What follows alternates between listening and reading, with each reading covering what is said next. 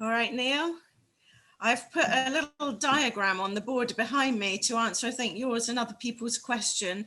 It's stolen from somebody I work with, Chris Bunyan, and this is how he simplifies connected speech. I don't know if people can make out what's on the screen behind me, but it's literally a plus sign for adding, to talk about adding a sound for assimilation, a box with an arrow, which is the catenation, the going across, then a kind of like a recycling sign, I guess, the two arrows for the change.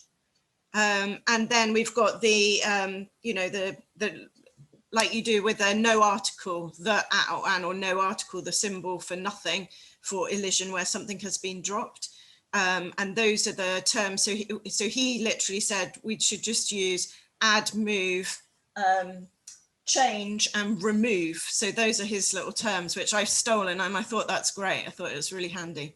Please so ask, please ask him if loads of people around the world can steal them too. Yeah, absolutely. Absolutely. He steals my stuff. So it's, we all steal each other's stuff. That's the whole point. Good teaching, sharing good practice. So yeah, if people can see that. I wanted to add it to the chat box, but I don't think you can put attachments. So maybe we could put that afterwards for somebody. I've got a little diagram, a photograph of that I could add on. Neil, I've got loads of questions for you now. Nothing like a bit of pressure. Fire away. I thought, and they're all in a random order. I think it's really interesting because people have put in the chat box the things about, at the end that you mentioned on your slide about CACRU and the 3 circle models of English. I thought maybe you might like to tell people a little bit more about that, because I think that's the real difference between whether it's important to be intelligible, but whether, even if you're not just the intelligibility, it's also about understanding, isn't it? Yes. So I think, you know, in the past, when we think about the history of English language teaching, it was very much, and I'm not here just thinking about methodology, I'm also thinking about who was being taught and where they were being taught. It was really based on the assumption that there was this monolithic form of English that was privileged, and it was in the UK. And in all probability, it was the one that was spoken by white middle-class men. And there aren't many of those sounding people left, although because of my background, I guess I'm a little bit like that. Although, in fact, I've tried to tone down my accent. And if you look at, for example, the royal family, there are recordings of the Queen, and it is referred to as the Queen's English, and how she spoke in the time of her coronation around, you know, early 1950s, and how she speaks now, that's changed. And if you look at her grandsons, William and Harry, what we hear very definitely from them, and it has been spoken about almost as if it was wrong, that they're moving towards an estuary English. So even within the UK, this idea of a stable model that we should follow is really a bit of an outdated idea. CACRU then came along and tried to actually account for who are the people in the world who speak English. And what was discovered is that if you actually think about that British English user and the interactions that happen between one British English user and another, and then you compare those with, for example, someone in China using English to do business with someone in Germany, that what you get is actually a much larger number of people who are using English outside of the inner circle countries. Those were countries where English is an L1. And in fact, the dominant number of interactions of English are taking place where English is a contact language, where English is not an L1 or a second L1.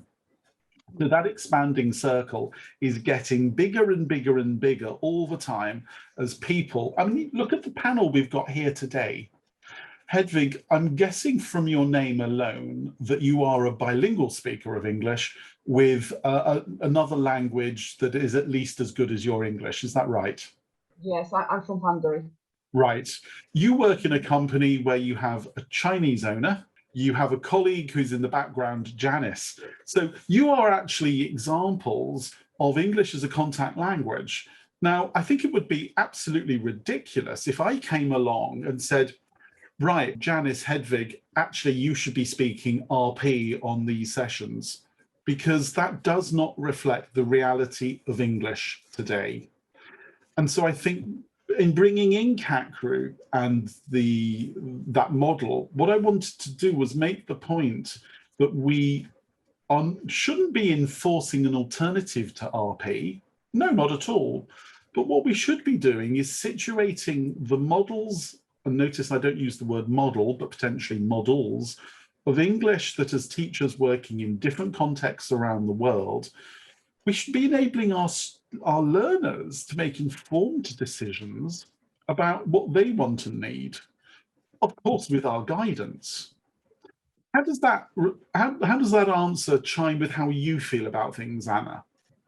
Yeah, no, I think that's absolutely, it's crucial. I think the frustration is that for some learners, so somebody's made the point as well, talking about what learner expectations are, and you said really clearly it depends why they're learning. So I think you do have a large number of students, for example, that will be going for like IELTS or one of the Cambridge exam suites like CAE, CPE.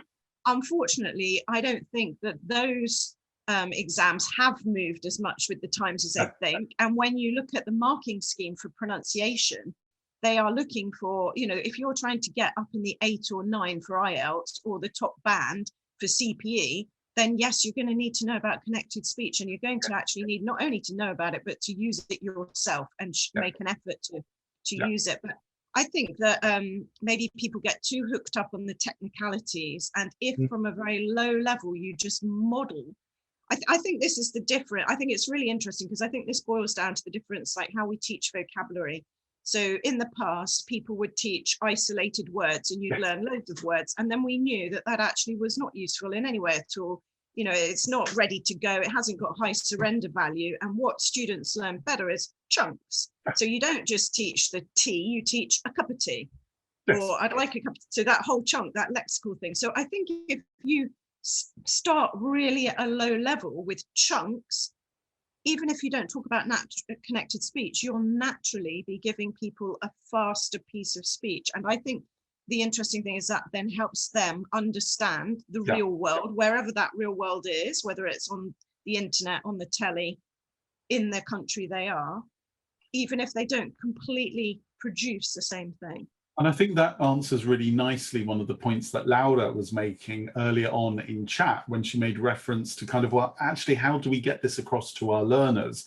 Should we be kind of presenting the full amount, the full stretch, and then breaking it down into isolated points? And my response in chat to that was, just be careful about how much you break it down, because of course, you know, when you're talking about, would you like a cup of tea? Then, you know, that is a chunk. It's actually quite difficult to, when you then break it down to tea, and then to think, I now need to say, if I'm back chaining it to puv, up, and then cup, not cup.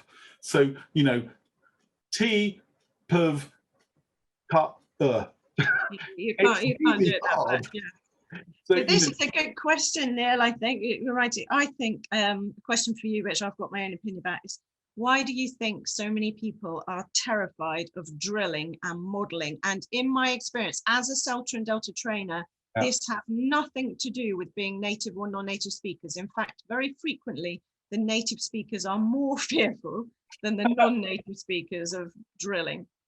I don't know about you, Anna, though I'm kind of second guessing from the question that you're a fan of drilling and that you are the kind of person who actually feels absolutely comfortable looking sometimes a bit ridiculous in the classroom. Yeah, because the classroom's your private space. You can't do that in your social time, but in the classroom you can do anything.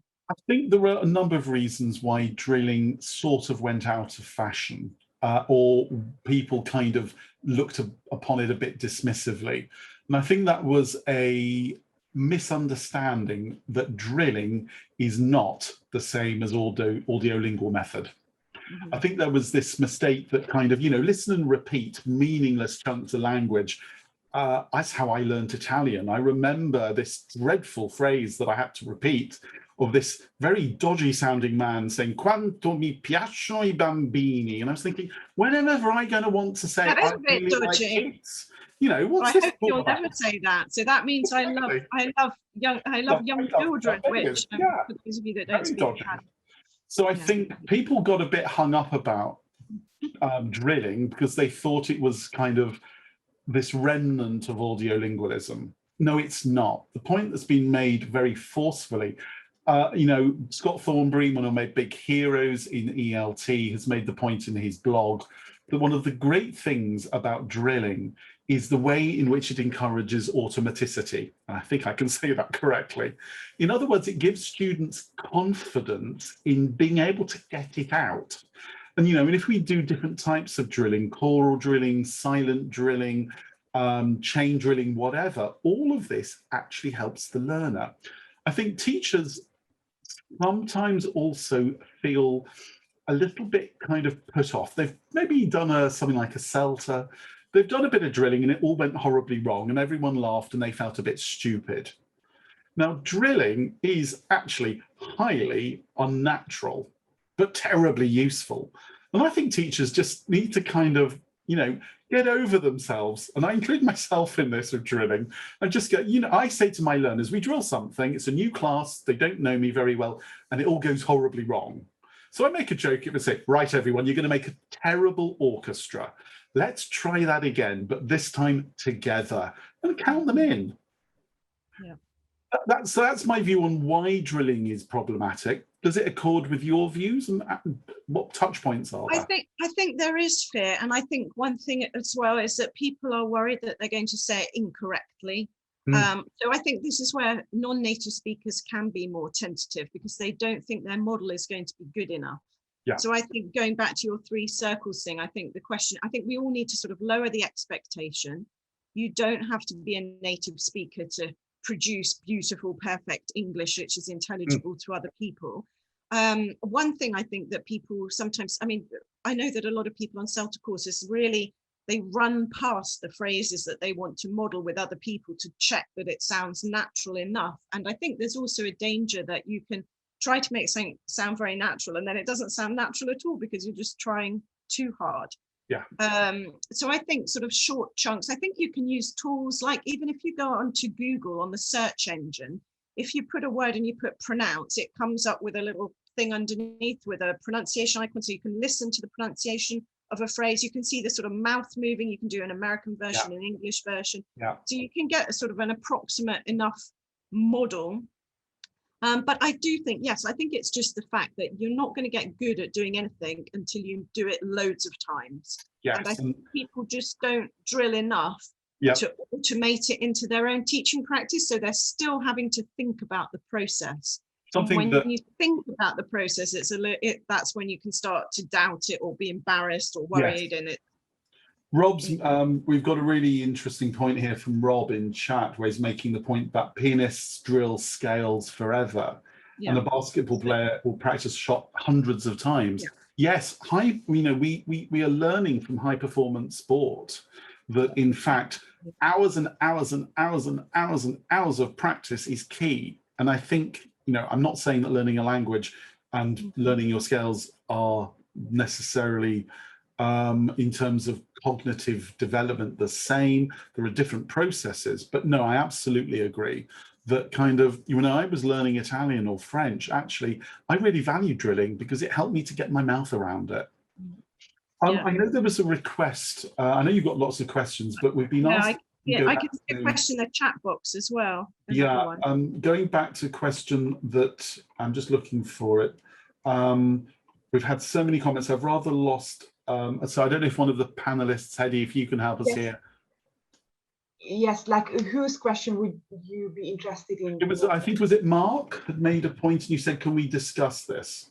Yes, Gabi asked like, she's asking like, can we please discuss the point Michael has just made above, please? If we don't teach connected speech, students will not understand us. Yeah. Good question, Michael. Thank you very much indeed. And sorry for getting your name wrong. I think that is a really interesting question, which begs other questions. If we don't teach connected speech, our students won't understand us. I don't know about you, Anna, but my immediate response to that is to ask, who's us? But also my response would be thinking, Neil, in the first 10 years of your teaching, did you ever teach connected speech? Actually, I did. I was I, terrified.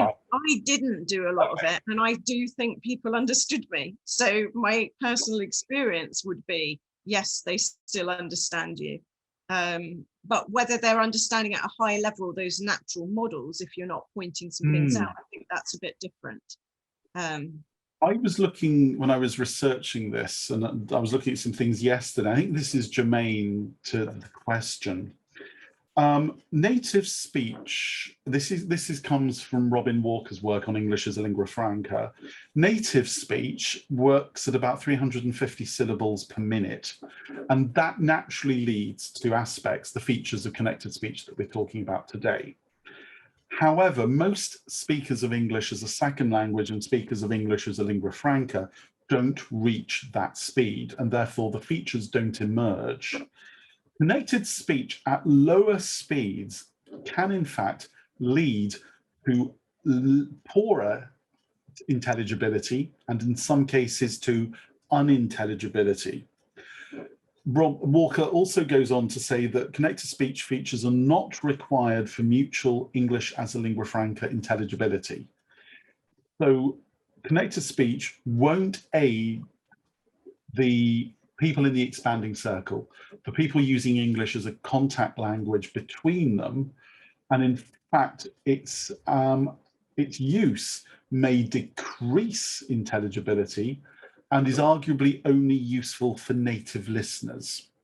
Now, that's quite an extreme view. And I think your point about, well, what if you're a expanding circle student, you're a Chinese student coming to, you want to come and do a pre-sessional in the UK or America, go back to China and then use English to do business with Europe. And I think there you have to actually, as the teacher, say, well, at what point in that trajectory, in that pathway, is the Russian learner going to hear connected speech? At what points are they going to need to use it for the purposes of their intelligibility? But also, great point that you made, are they going to be doing an IELTS exam? Are they going to be doing a school leaving exam on that pathway? I taught an Austrian student who had got an A in proficiency. She failed her end of school speaking test in English because her Austrian examiners decided that she didn't have the right features of connected speech. And you start thinking, well, you know, as soon as you bring exams into the equation, you've got a whole nother layer to be thinking about as well. We need to just know who our learners are. And this is what I meant by questioning the us. Yeah. I don't know, Michael, if you wanted to come in now, if you wanted to add something to that, challenge it, because after all, you know, this is a discussion. Okay, I did it this time. No, but I think my students come to me because they want to learn English so they can understand their. I live in Brazil. I'm working in Brazil, and my students are Brazilian and other countries, and they work for multinationals, and they want to understand foreigners when they speak. Okay. Yeah. Have you had a discussion with them about who those foreigners are? Are they in the States? Where is that a relevant thing for you to be talking to them about? Yeah, well, I get to know them over time. So I include, I lived in US, so I include American ways of speech. I lived in Australia, so I do the same. And I lived in Canada, so I do the same. So whatever their interest is, I will include the different ways of speech.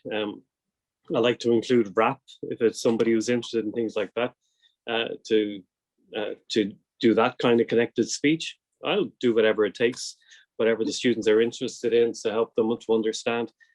One of the things I've noticed is that the more that they practice connected speech, the easier it is for them to understand. Yes. And so I do a lot of drilling. It's interesting, Neil, somebody raised as well about whether or not we recommend tongue twisters, and Michael is saying he'll do anything. And I think, I mean, tongue twisters can be enormous fun. I do like to try to kill two birds with one stone. So if I can maybe get a language point. So I particularly like, for example, how much would a woodchuck chuck? because that incorporates my favorite grammar point, which is a conditional, but also tricky would sound and the speech. But I think tongue twisters can be good fun to push people out of their comfort zone, make it fun. You can do it competitively, you can time each other, but you're practicing going faster. And I think modeling, just say it again better, say it again faster, try again. That can really help. So I don't know what else, Michael, you're prepared to do. You say you're up to doing anything to help your students, but jazz chants, that kind of thing, like you said, raps. I use music for sure. I don't particularly like it because it's a good thing, but I use the lyrics rather than the actual music, and then they listen to it themselves, which helps them to understand the songs, which they seem to like as well. But I've had some nice comments from some of my students when they're talking to their bosses or talking to their families in other countries, and they feel more confident, more comfortable to speak with their families that live overseas, just because they've been practicing connected speech with me. And I probably do it a little bit too much, actually. It's not that I don't do enough. I think I do it too much. I think it's really interesting, Michael, that you raised this point that other people have done in chat about, this point about connected speech for understanding. But certainly when I was doing my initial training, and even when I was being trained as a teacher trainer, connected speech was all about spoken production. I don't think at that point, and this is the early 2000s when I was training as a trainer, anyone actually really was talking about the importance of that relationship between the features of normal speech, normal quote unquote, and decoding. I think that's a relatively recent thing. I mean, Anna, you're a CELTA, you're a Delta trainer, hugely experienced teacher trainer. What are your views on this kind of the increase in the focus on these features of pronunciation for understanding and decoding? I think at Delta it certainly comes up, but at CELTA I think we're still perhaps too focused on putting the bricks in the wall and worrying about what cements everything together. And yeah, it could all fall down if you don't get some practice in pretty quickly. But certainly at Delta, I think people have more time to sort of explore those and pick particular areas. And I think somebody raised earlier, I can't quite remember who, it might have been Laura again, or no, I don't think it was somebody else saying about getting students to notice things. I think that with all aspects of English language teaching, if you are not aware that there's a problem, then you need to know where the gap is to be able to fill the gap, to plug the gap, to step over it. So I think that's a really crucial thing in terms of sort of as a starting point. And I think you can naturally model things, but people need to sort of just be a little bit aware of whether of sort of what I think giving a day-to-day model in all the teaching, and then when a student is ready, depending on their needs, as you said, why they're learning, then pointing out, oh, I said this because, or did you notice that this was a bit different, or which sound was missing, and doing all of that. But it is totally dependent on the learner's needs and their journey, as you said, what the point is, 100%. Because for some people, this will be completely irrelevant. And for other people, they'll be fascinated. I'm also teaching a very high level Italian student at the moment who wants to get the top grade in CPE. And she would absolutely be fascinated with all of this because she's just interested. And I think, don't forget as well, there are people, probably geeky people like me and you, Neil, that learn languages because they enjoy it, not just because, you actually enjoy the process, the little bits in it. So. Yeah. There's a really interesting point that's come into chat about from Kathleen, who's talking about students who've had the exposure, they've done lots of drilling, they've discovered linking, so I think there's noticing going on there, but still produce a very marked staccato spontaneous speech, and what could we do about it? If I can just preface the discussion between Anna and myself and everyone else on this topic by just making the point, Kathleen, as I'm sure you're aware, there is this issue regarding critical hypothesis, the critical age hypothesis, and the age at which students fossilize. Now, the point here is that, for many people, this puberty related issue is monolithic. It's not. The point at which the changes in the brain, if that's what you believe is behind it, affects different aspects of language use at different points. So grammar and pronunciation, the ability to kind of absorb language like a little sponge in childhood, the age at which that switches off for pronunciation and the age that switches off for grammar will be different. So I think it is just quite possible that you have an incredibly capable learner with a C2 level of pronunciation, a fantastic accuracy and fluent use of amazing grammatical range, but who just can't get rid of their accent. And there you kind of, for me at least, the question is, well, do they want to, do they need to? And some students actually do. I'm all for English as a lingua franca, ma nel momento che parlo italiano, sinceramente, un accento britannico mi dà tanto fastidio. So for those of you who don't speak Italian, basically it really bugs me when I speak Italian if there's any trace of an English accent in there. So I'm a total hypocrite. So I think at that point, I would say for this learner, it may be the case that is actually outside the realm of the language teacher, and you may want to be thinking about that whole can of worms, which is accent reduction, which I have taught. I'm not taught entirely well. What are your thoughts, Anna, on that kind of conundrum of the learner who just can't seem, they know it.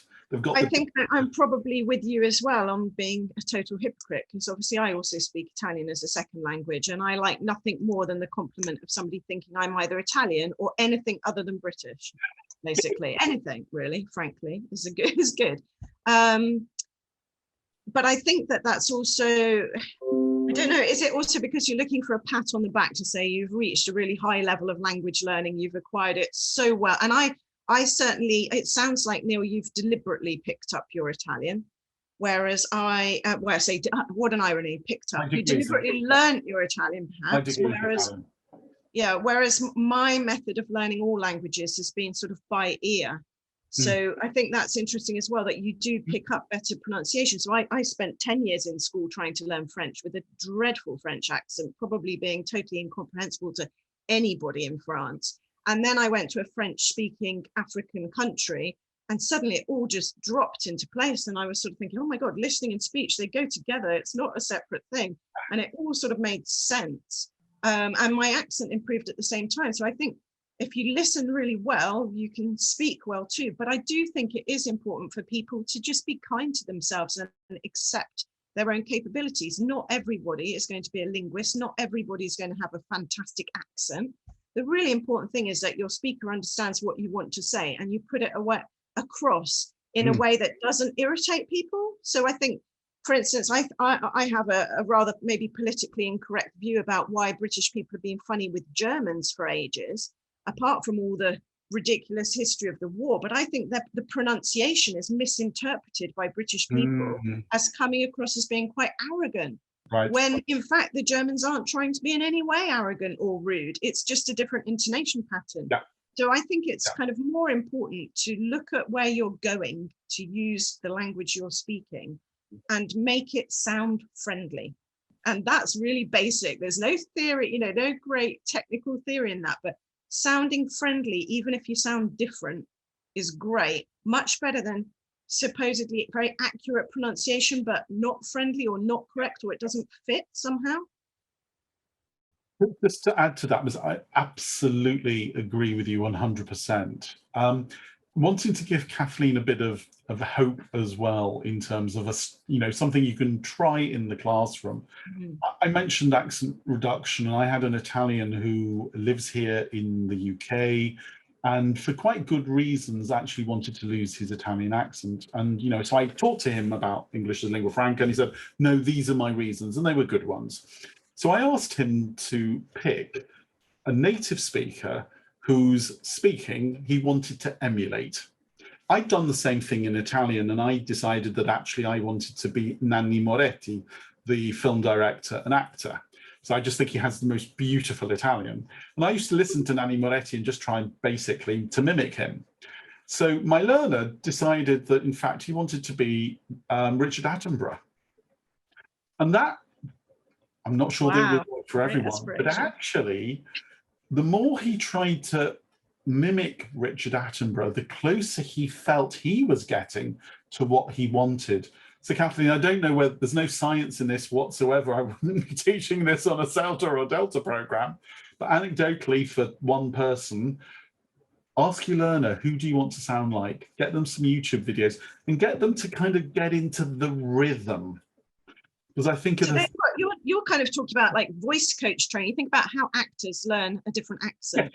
Yeah. And this comes down to really, so I think another thing that's really, really important here is about using the face, using the muscles. If you look at Adrian Underhill's pronunciation, it's fascinating. Look at where your tongue is, where your lips are, where your jaw is.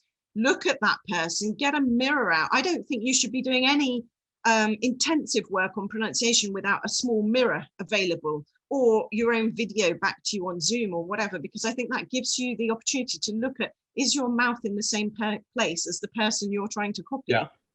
Does it physically look the same? Have you got the right shapes? And of course, you need not just the front facing view, but the sideways view as well, don't you? Yeah. And that's where Adrian Underhill, the thought about bringing a mirror into the classroom. I think, for that, he was looking much more at the segmental level. In other words, the individual sounds and how you can move from a to and kind of getting the way he's laid out his chart.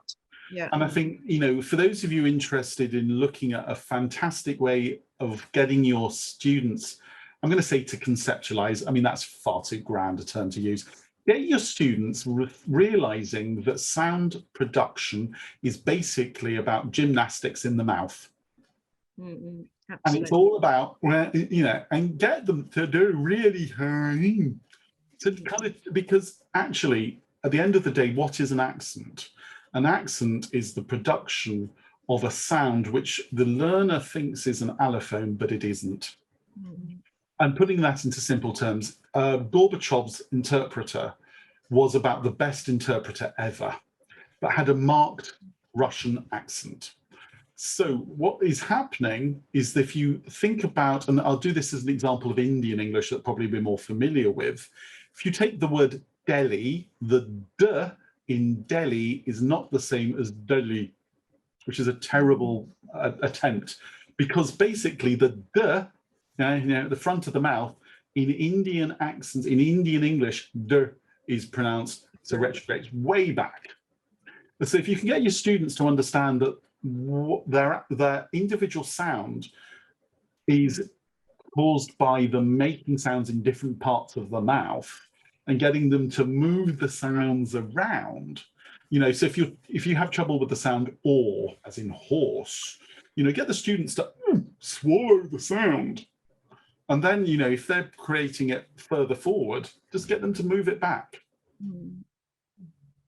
I think listening to loads of different accents is also really interesting to see, because I think, again, when people, I think, wrongly put native speakers on a pedestal, they think we understand everything. Well, I mean, I was recently watching a British series called Line of Duty, and I popped the subtitles on for a couple of the accents because I'm not good with Geordie. And so, that was interesting. I'll just put in the chat box, actually, there's a link. The British Library has a great link to regional dialects for the UK.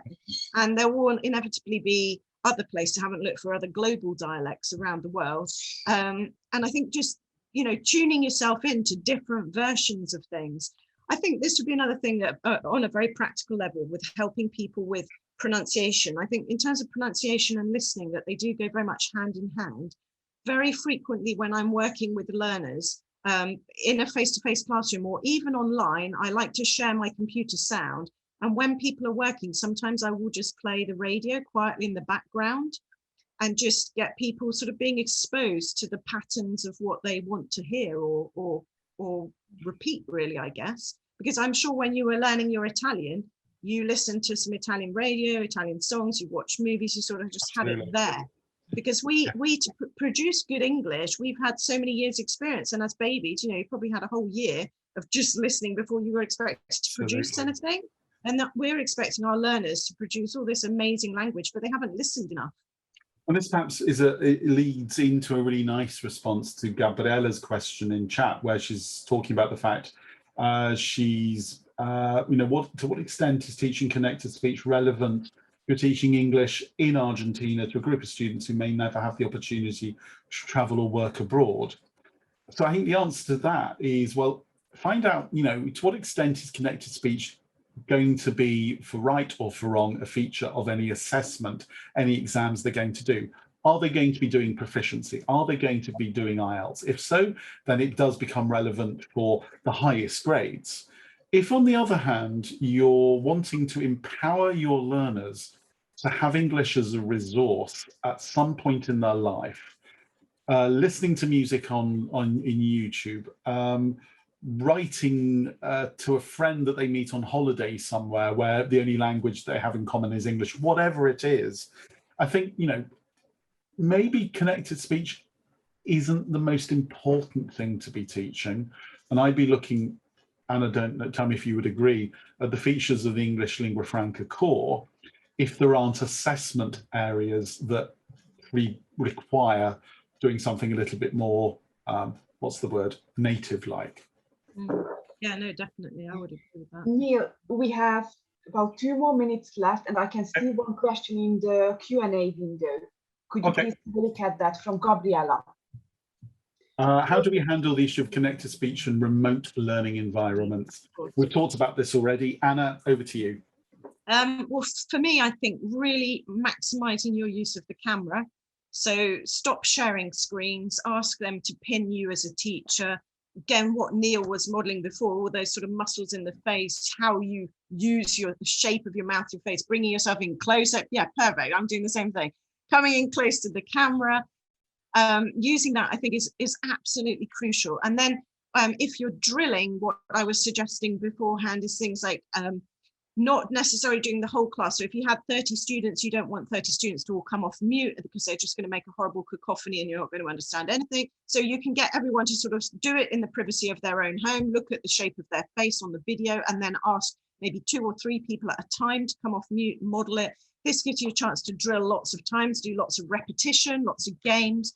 I would use things like disappearing dialogues and other little conversation things, which is maybe all for another session, but opportunities where you can repeat a lot for fun without realizing how much you're repeating. And I think you can do this online remotely just as successfully in the classroom. You've got to wait that little bit for that lag time. I think the big problem is different internet connection speed. So sort of bearing that in mind and taking a few extra seconds with that. And again, using learners, tell learners, bring a mirror to the class, have something available at all times that you can just grab. I've always got one in my pencil case. Just pulled it out now. Just have that little mirror so that whilst I'm talking to you, I can look at the shape of my mouth. Just simple props. Yeah. I might also add to that I think what's interesting is that online learning has kind of got this reputation that, you can't do pronunciation. I think what you've just said, Anna, fantastic workarounds are if you're in a synchronous environment. But let's not also forget the asynchronous, that, there's lots of free software out there, Audacity. Record something, make it available, share the recording with the learners as the model. Get the learners to record themselves in their own time. And, if you're using, for example, I don't know, Padlet or video Flipgrid, that's it. Things like Flipgrid, which like Padlet, you can basically post up on a board comments. Great for brainstorming, for teaching academic writing. Flipgrid, you can post up little videos. Get the students to actually produce videos 5-10 seconds long of them having a go at this bit of language you want them to practice, and then they can put it up and they can comment on each other's. Obviously set guidelines for what's acceptable, what's not acceptable in terms of the tone of those comments. But I think learners tend to be more critical of each other than we are as the teachers. So just make sure that they're not too savage. But yeah, I mean, I think you can harness technology to make the teaching of pronunciation, be it connected speech or individual sounds, really impactful online. You just have to kind of think it slightly differently about how to do it. And Anna, I love your idea of, this idea of silent drilling, or rather drilling with the mute button. Never tried that.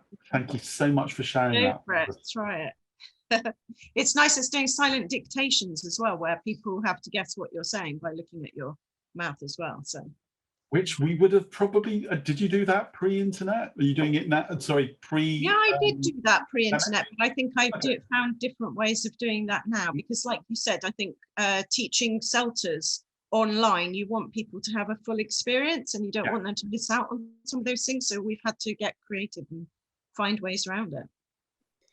Thank you, Anna, for adding so much more value. Thanks, Neil. Well, you've given me loads of ideas. I've written down loads of things I'm going to go and do right now. And so, I've very much written down, here you go, there's your colleagues bit. Yeah. So we say thank you to Chris Bunyan at ITTC for that. Thank you, Chris.